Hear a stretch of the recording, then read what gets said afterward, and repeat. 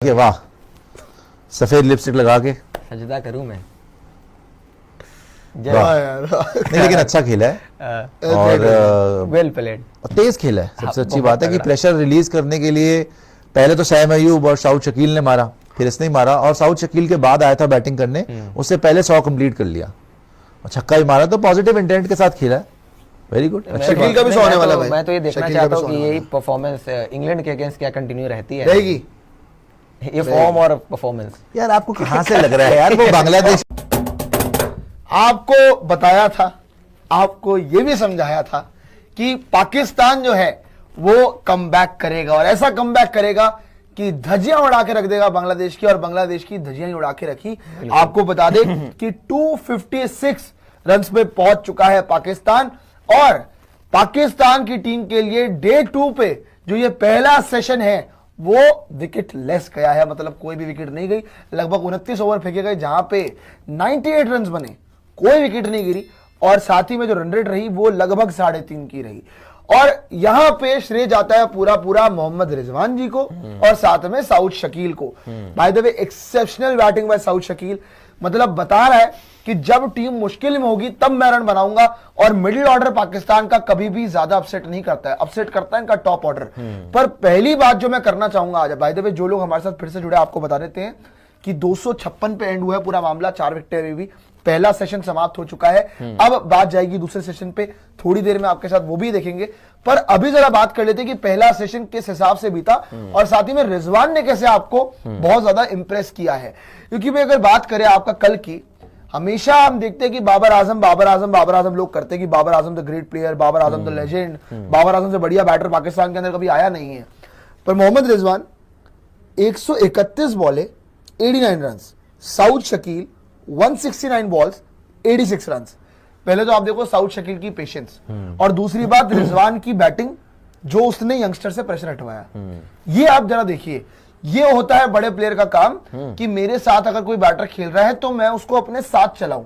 तो रिजवान ने वो करके दिखाया, जैसे मर्जी शॉट्स हो, शॉट भी बाय द वे रिजवान ने अच्छे खेले। रिजवान ने आपको दिखाया कि कवर्स की तरफ भी कुछ शॉट्स लगाए, लेग साइड तो वो फिर अच्छा खेलते ही हैं, पर आज थोड़ा आपका कवर्स का एरिया भी टारगेट करा, अच्छा टारगेट करा है। मैं पांडे जी को बोल भी रहा था, आपने पांडे जी ने बोला था कि कवर्स भी आउट हो गए, मैंने कहा था आप देख लेना अच्छी बैटिंग करेगा।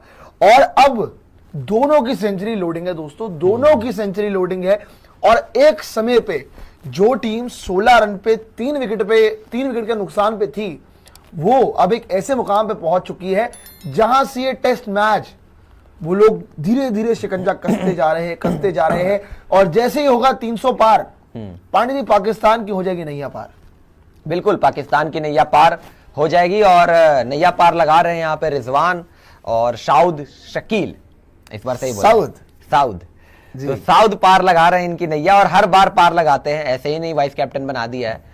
तो ये तो फैक्ट है कि रन तो बनाता है ये। और जिस तरीके से हमने देखा था, चलो ऑस्ट्रेलिया दौरा सबका खराब गया था तो इनका भी उस तरीके से नहीं गया था, लेकिन हाँ उसके पहले श्रीलंका में जब 200 बनाए थे और श्रीलंका में जब बड़ी बड़ी पार्टनरशिप वहां पे लगाए थे, काफी बड़े बड़े स्कोर भी लगाए थे, तभी ये पता लग गया था कि इस खिलाड़ी में दम है।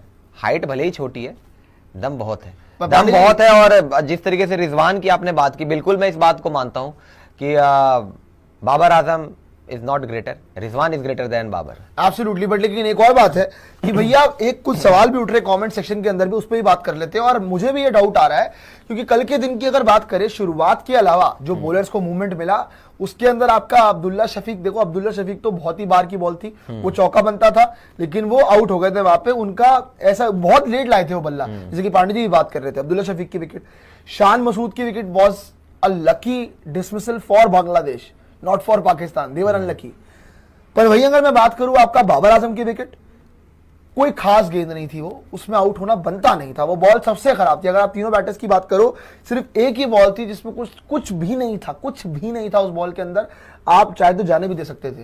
पर बाबर आजम ने उस बॉल को पता नहीं क्यों छेड़ा और वो आउट हो गए। अपना कीपर ने बड़ी अच्छी कैच पकड़ी। पर बात यह है कि ये ट्रैक अब मुझे लग रहा है पाटा, सॉरी टू से, अब मुझे ये ट्रैक जो लग रहा है, इस पिच पे कोई मदद नहीं है स्पिनर्स के लिए, कोई मदद नहीं है पेसर्स के लिए। तो अब मैं सवाल उठाना चाहता हूं कि पिंडी की पिच में ये भिंडी बैटिंग कैसे करके दिखा दी बाबर आजम ने। और दूसरी बात ये कि जहां पे बाबर आजम जो है उसको ऐसा हो रहा है कि भैया वो डक पे आउट हो रहा है, दूसरी गेंद पे अपनी विकेट गंवा रहा है, वो भी ऐसी बॉल पे जिसपे किसी का आउट नहीं होना बनता, जिसपे शाहीन पे आउट ना हो। पर वहीं अगर बात करें आपका रिजवान की, वहीं अगर बात करें साउथ शकील की, बिल्कुल उन्होंने तो ऐसे बैटिंग करी है, सैयद अयूब ने तो ऐसे बैटिंग करी है जैसे पिच पे तो कुछ है ही नहीं।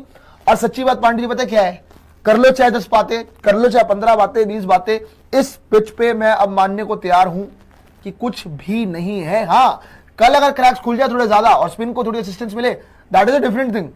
बट अगर मुझसे कोई अभी प्रेजेंटली पूछेगा कि इस पिच पे क्या है, मैं बोलूंगा कुछ नहीं।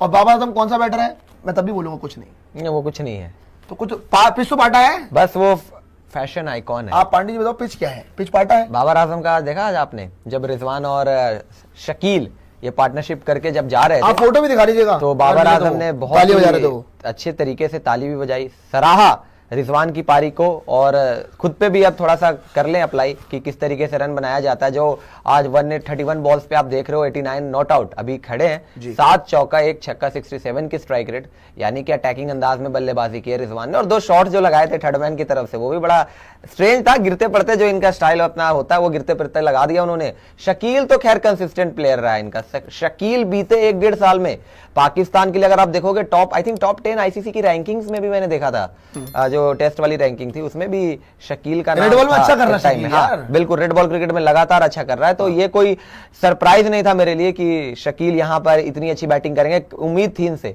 कि करेंगे और इसीलिए उन्होंने किया भी, डिलीवर भी किया। ये होता है प्लेयर कि अगर आप भरोसा करो, उम्मीद करो तो डिलीवर करता है।